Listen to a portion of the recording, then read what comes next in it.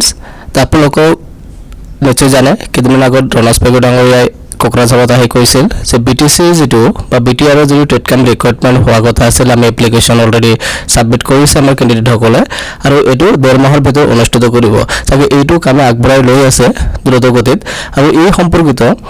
এটা নোটিফিকেশ্যন আহিছে বা এটা ইনফৰমেশ্যন আহিছে আপোনালোকৰ বিটিআৰ গভ যিটো আমাৰ টেট কাম ৰিক্ৰুইটমেণ্ট আছে এইটো ছাইটটো আপোনালোকক খোলক আৰু সৰু এটা আপডেট কিন্তু এইটো যদি আপডেটটো নকৰে হয়তো আপোনাৰ প্ৰব্লেম হ'ব পাৰে গতিকে ৰিস্ক লৈ লাভ নাই আপোনালোকে আপডেটটো কৰি লওক আৰু আপডেটটো কি আহিছে এইটো চাওক বিটিআৰ গভ ইয়াত দি আছে নিউ এইটো আপডেট চাওক this is to inform all the candidates who have paid the application fee for the post of graduate teacher and postgraduate teacher to update their application form. The last date for updating the application form is 24th September 2024. অর্থাৎ আজি last date actually এইটো কালি যোৱাকালি last date আছিল কিন্তু আজি আৰু এদিন বঢ়াই দিয়া হ'ল গতিকে ইম্পৰ্টেন্স আছে গতিকে আপোনালোকে আপডেট কৰিব যিবিলাকে পে কৰিছে মানে এপ্লিকেশন ফি যেটো আছে পে কৰিছে আপডেট কৰি লব এটা কথা হল আপডেটত কি আহিব বা কি আপডেট কৰিব এইখিনি কথা শুনক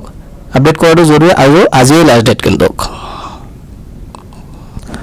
আৰু আপডেটত কি আহিব আপোনালোকে আপোনালোকৰ এটো সাইটত বিটিআৰ গভটো যেটো সাইট আছে টেট কাম ৰিক্ৰুইটমেণ্ট এই সাইটত যাওক আপোনাৰ নিজৰ যেটো আইডি আছে ইয়াত যাই লগইন কৰক লগইন কৰাৰ পিছত আপোনাৰ এপ্লিকেশন যেটো আছে ফৰ্মটো এটো ওপেন হ'ব হোৱাৰ পিছত চাওক আপুনি যিখিনি ডাটা ইয়াত সাবমিট কৰিছিল আগত এপ্লাই কৰাৰ সময়ত এই ডাটাৰ ভিতৰত যদি কোনো ষ্টাৰ মাৰ্ক আছে বা কোনো ইম্পৰ্টেন্ট ডকুমেন্ট যদি নাইকিয়া হৈ আছে আপোনাক যিখিনি ফিলআপ কৰিছিল গোটেইখিনি ইয়াত দেখুৱা হ'ব আৰু দেখুৱাৰ পিছত যদি ইয়াত দেখা যায় কোনো ষ্টাৰ মাৰ্ক দিয়া আছে অথচ আপোনাৰ ডাটা নাই তেহলে এটো ফিলআপ কৰিব আপোনাৰ নাম আপোনাৰ এড্ৰেছ আপোনাৰ ডকুমেন্ট যিখিনি দিছিল সিগনেচাৰ তাৰ পিছত সাবজেক্ট ক্ৰাইটেৰিয়া যিমানখিনি দিয়া হৈছিল আপোনাৰ এই গোটেইখিনি যদি ঠিকঠাক থাকে তেহলে আপোনাৰ এনেকৈ ষ্টাৰ মাৰ্ক না থাকিব কোনো ধৰণৰ প্ৰবলেম নাই আৰু যদি থাকে এটো ভালকৈ চেক কৰিব কৰিলে যদি এনেকৈ ষ্টাৰ মাৰ্ক দিয়া থাকে বা কোনো ডকুমেন্ট এবসেন্ট থাকে তেহলে এটো সাবমিট কৰি আপলোড কৰি আপুনি এটো ৰিসাবমিট কৰি দেব অৰ্থাৎ আপোনাৰ এপ্লিকেশন আপডেট হৈ যাব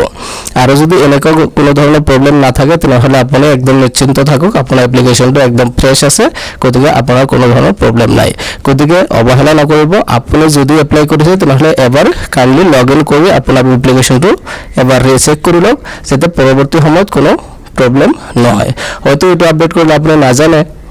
যে মোৰটো ঠিকই আছে সাগে কিন্তু আপডেট নকৰিলে তাৰ পিছত দেখা গল আপোনাৰ কিবা এটা ইম্পৰ্টেন্ট ডকুমেন্ট কি আছিল এটো মিসিং হৈ আছিল কিবা এটা তথ্য আপুনি যেটো দিছে এটো ভুল হৈ আছে গতিকে এইখিনি ৰিস্ক নলে আপুনি লগইন কৰক আজি লাস্ট ডেট লগইন কৰি আপোনাৰ এপ্লিকেশনটো এবাৰ চাওক আৰু যদি কিবা এডিট কৰিব লগা আছে তেন্তে এডিট কৰি আপডেট কৰি দিয়ক অতি সোনকালে এটো সাগে